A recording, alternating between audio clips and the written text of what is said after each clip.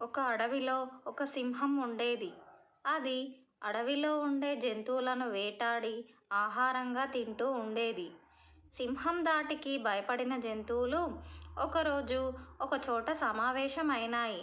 జంతువులను వేటాడవలదని రోజుకొక జంతువు వంతున సింహానికి ఆహారంగా వెళ్ళగలమని దానితో పలికి దానిని అంగీకరింపచేయాలని భావించాయి.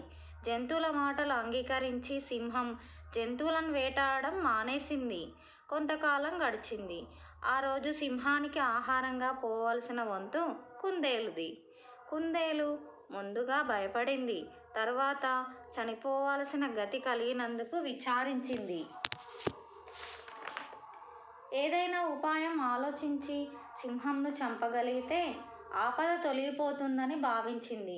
రకరకాలుగా ఆలోచించగా దానికి ఉపాయం తోచింది. కుందేలు వేకువనే మేలుకొంది. బంధువులతోనూ తాను సింహం కడకు ఆహారంగా వెళ్తానని పలికింది. బాగా జాగు చేసి సింహం ఉండే గుహకు బయలుదేరింది.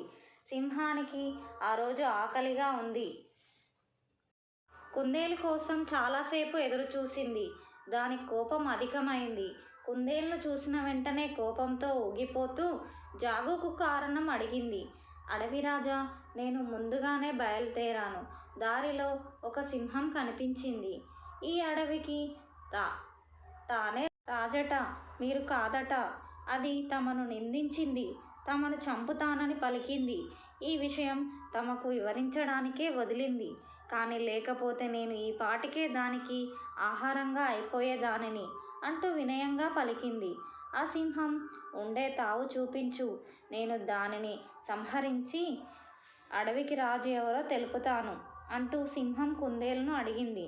కుందేలు సింహంను తన వెంట రావలసిందిగా కోరి ఒక పాడుబడిన బావి కడకు తీసుకొని పోయింది.